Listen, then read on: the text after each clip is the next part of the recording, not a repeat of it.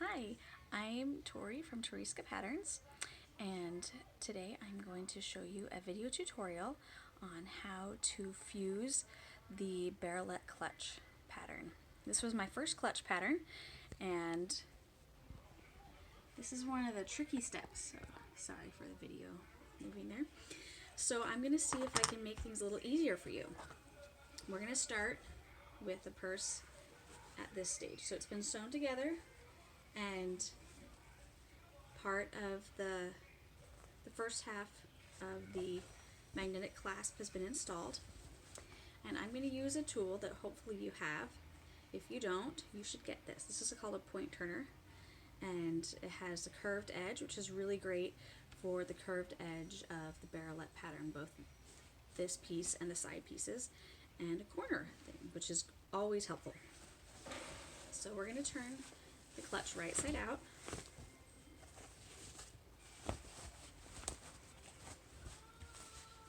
I'm going to use my point thing just to kind of help me with these edges to make them more defined.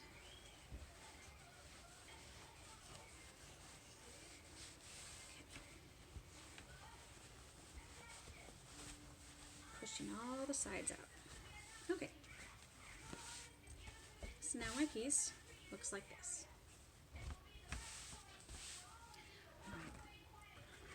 Now you can make this pattern with either one piece of Peltex or two.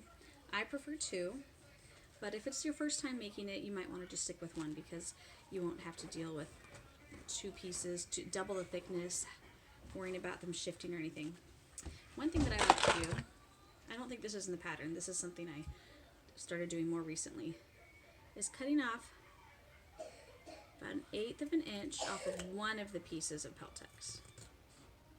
Because when you fold them and fuse them, the one on top will stick out at the end a little bit.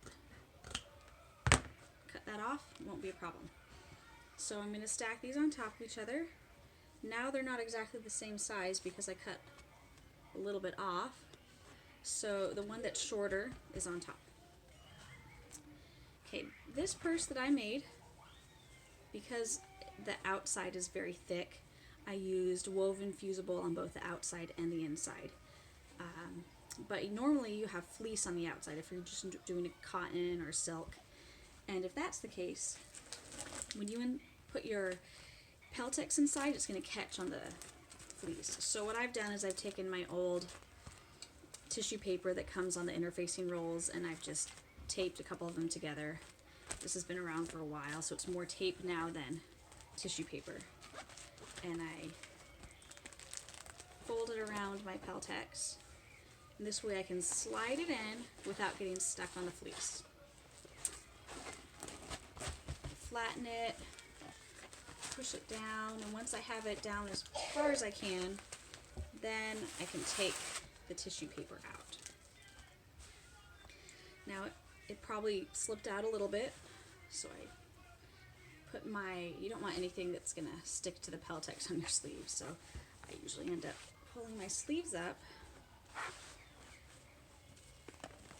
grab the Peltex on the inside and I just pull.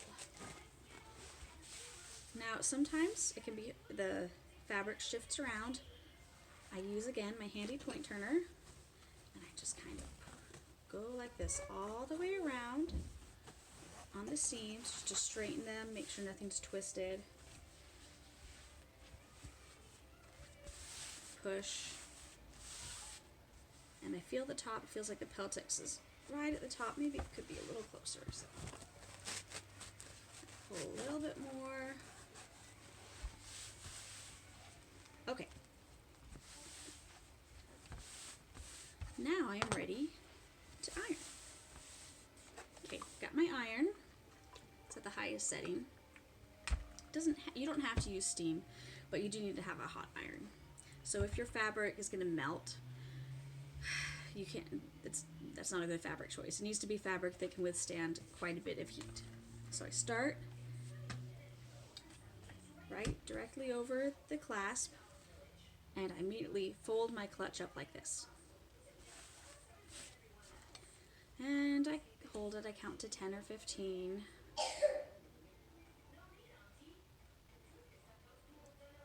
This is, for this step, it's always nice to have something to watch. Or I stick my book in front of me on my phone and read my book. And I move to the other side and I hold that.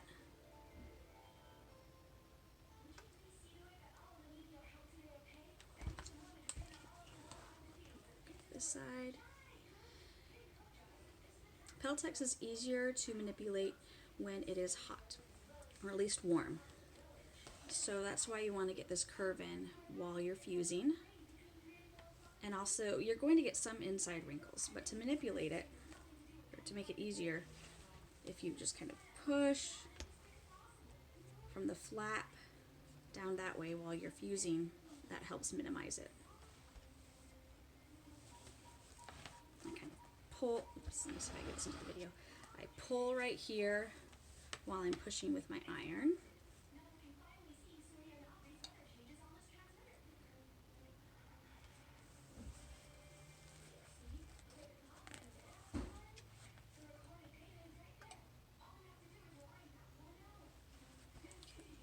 Keep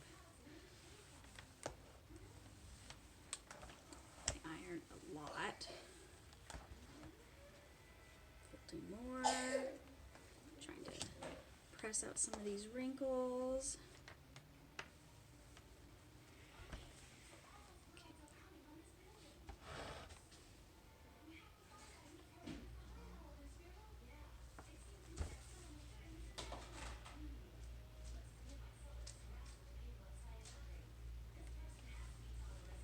And I left a little bit unfused right here. Just 1 second. I can't help you right now. So that I can install the magnetic clasp. And see how this folds pretty easily right now? Because it's still warm. So I just kind of fold it. In fact, I'm going to fold it exactly how it's going to be at the end. So I'm pushing this almost in half.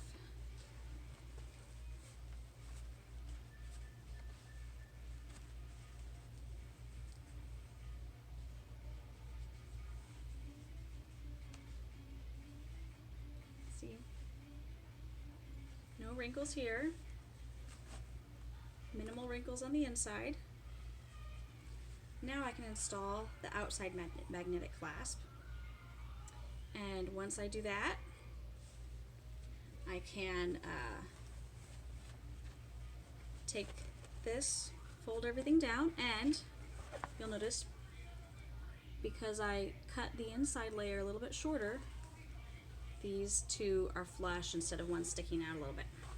So once I have the magnetic snap in, I will fold in my fabric and fuse it, and then I will stitch the end.